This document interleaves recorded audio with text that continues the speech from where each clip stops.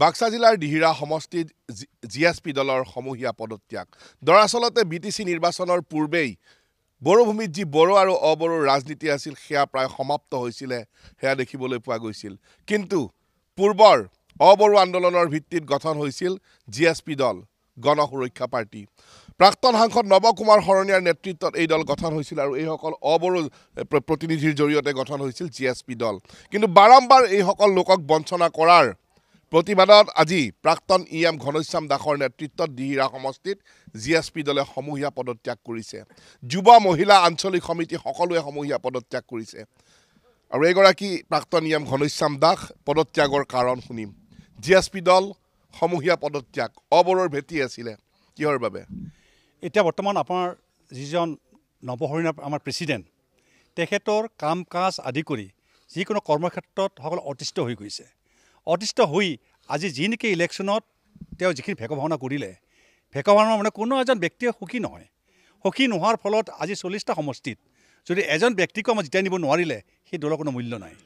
কাৰণ তেখেতে যি সময়ত বিপিএফৰ লগত আলোচনা কৰাৰ কথাটো কৈছিলে কোনোদিন তেখেতে মোক চিফ পেট্ৰন হিচাপে বা ভাইচ প্ৰেচিডেণ্ট হিচাপে মোক নিয়া নাছিল আৰু নিম বুলি ঠগাই আছিল সেই অকলশৰীয়া কথা পাতে অকলশৰীয়া আমাক মিঠা মিঠা কথাৰে মানুহবিলাকক দবাই ৰাখে সেই সংক্ৰান্তত আমি অতিষ্ঠ হৈ গৈছোঁ ভাল লগা নাই আৰু লগতে ইলেকশ্যনৰ সময়তো কোনো এজন কেনে জিতাব নোৱাৰিলে আৰু তেখেতে যিকোনো ক্ষেত্ৰতে বাকী নিজৰ কথাতহে কয় অন্য কথা ক'ব চান্সটো নিদিয়ে মনোনীত সদস্য যি বিপিএফৰ সৈতে মিলি দিয়া কথা আছিল আপোনাক হয়তো দিম বুলি প্ৰতিশ্ৰুতি দিছিল নেকি বা আন এগৰাকী প্ৰাৰ্থীক কিহৰ বাবে দিলে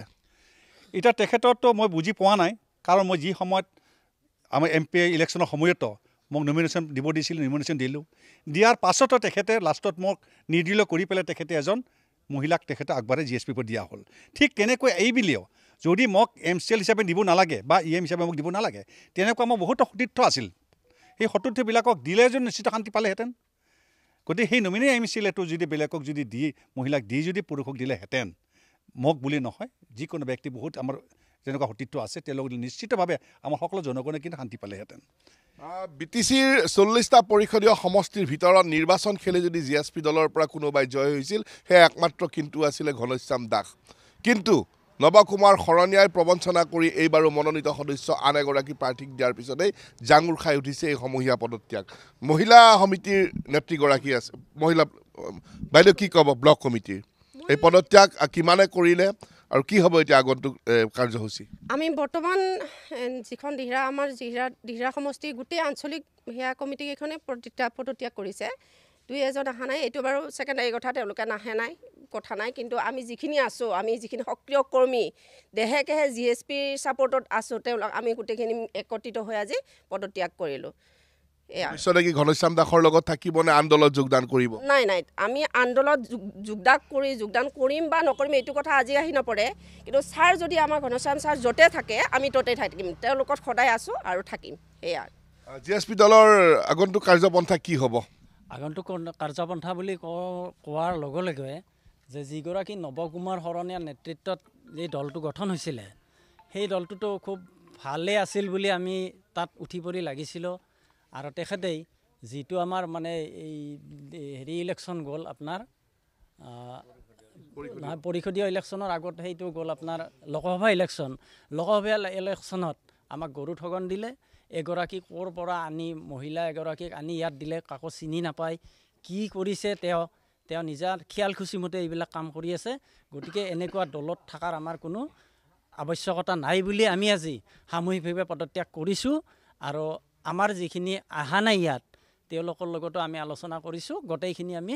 আৰু ঘনশ্যাম দাসদেৱৰ লগতে থাকিম বুলি প্ৰতিশ্ৰুতিবদ্ধ দাদা আপুনি কি ক'ব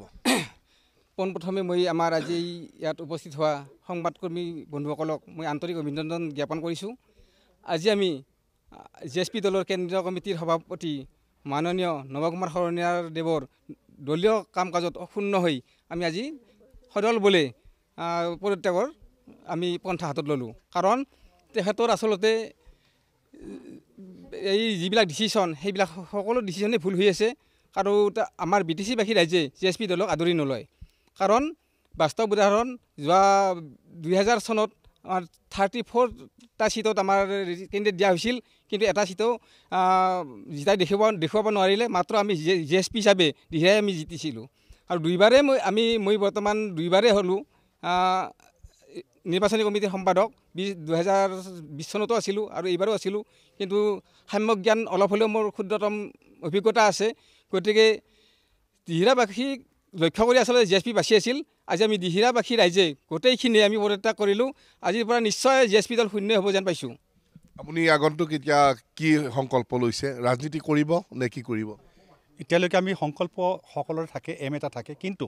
এতিয়া আমি দলীয়ভাৱে আমি প্ৰতিজ্ঞা কৰিছোঁ লগতে আমি আলোচনা কৰিম কোন পদ্ধতি আমি কলৈকে যাম বা কি কৰিম আগবাঢ়িম সেইটো আলোচনা নকৰাকৈ ক'ব পৰা কণ্ডিশ্যন নাথাকে কিন্তু আজি মই সুখী